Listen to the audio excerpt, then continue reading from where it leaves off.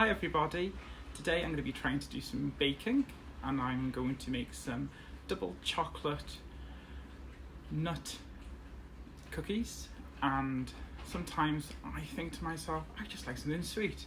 A lot of the time some of the kind of bars and things you get out there just aren't very nice, and I found the base of this online.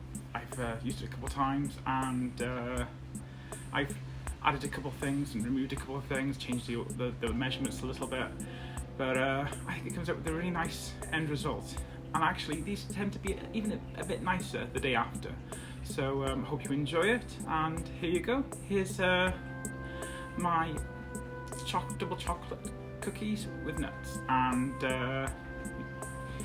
there's a bit of an error during it, but they come together quite nicely in the end. Hope you enjoy it.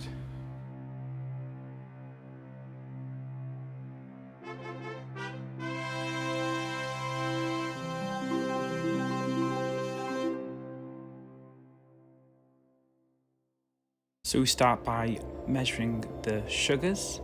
This recipe is going to be using 150 grams of caster sugar,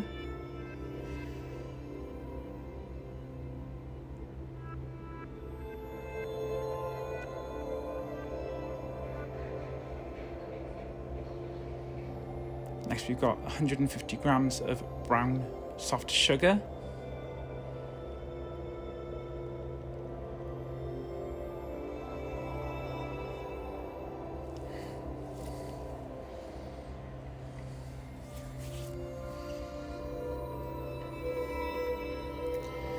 now we have 170 grams of vegan margarine, or more recently you've been getting kind of faux butters on the market.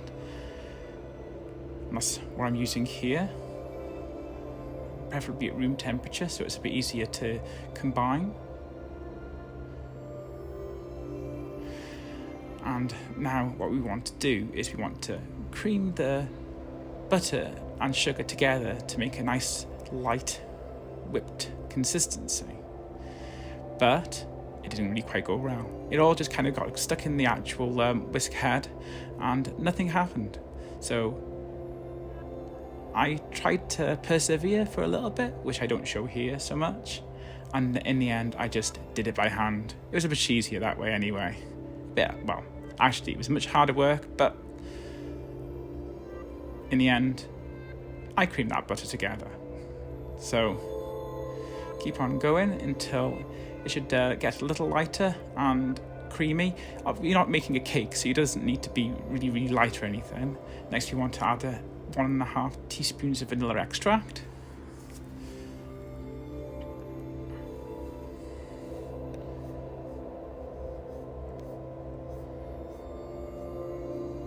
Mix that in.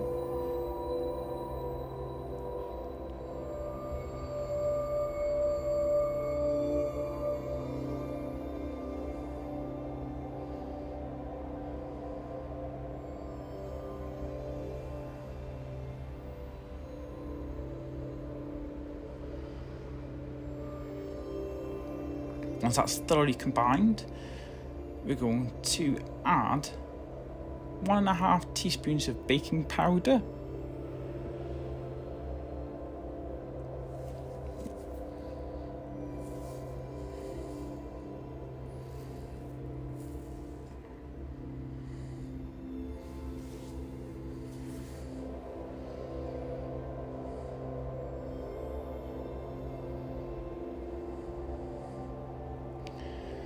now 190 grams of plain flour,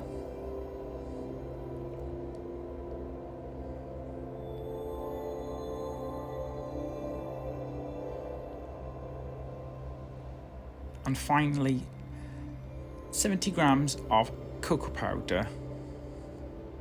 Also, a couple of pinches of salt really adds an extra intensity to the flavour of almost everything in it at this point, so I'd add that here.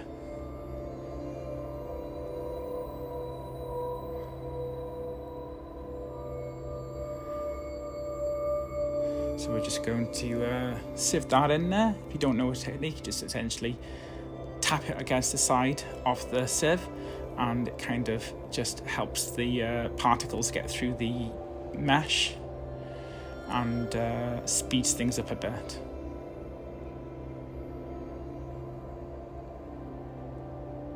Sometimes when you're starting, sometimes you get it everywhere, but you end up getting a bit of a technique to keeping it into a contained space. Next, mix the ingredients that we have in the bowl now together. It's actually quite a stiff mix, so you really do have to use some elbow grease at this point to get it combined. But persevere, and it should get a bit of a kind of crumble consistency going on.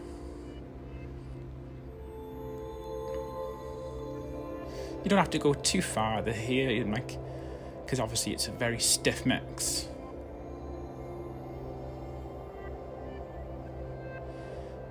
Once it's somewhat combined, add 2 tablespoons of plant milk. I'm using almond here, but it doesn't really matter what you use. It's essentially just put an extra bit of moisture in there because it's a very, very, very stiff mix.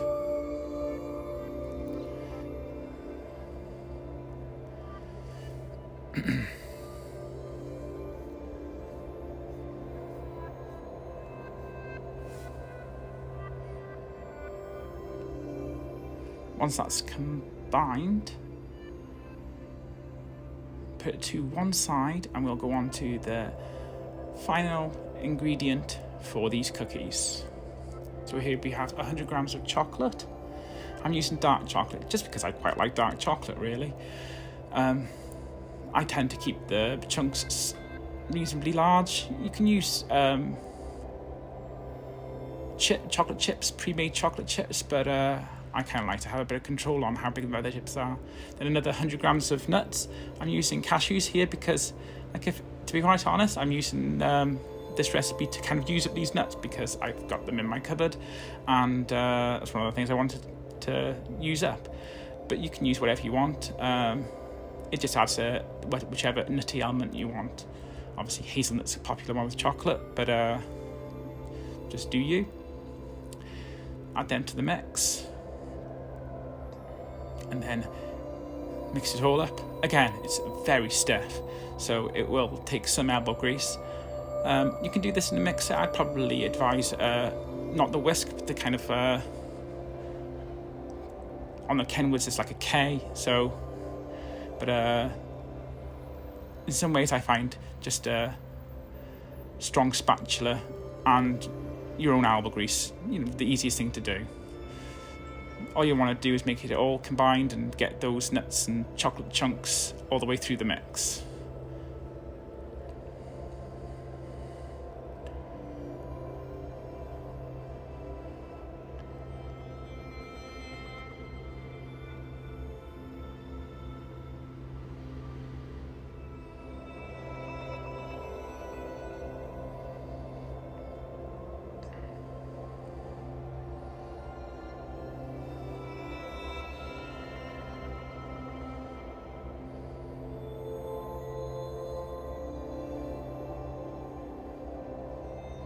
Okay, now what we're going to do is we're going to take an amount which is about 1 to 2 tablespoons worth per cookie, but you can really make this as big as you want to, really. I've gone for about 1.5 tablespoons, so roll them into little balls. What I do is make similar sized bowls and use up all the mix first of all. Preheat the oven at 180.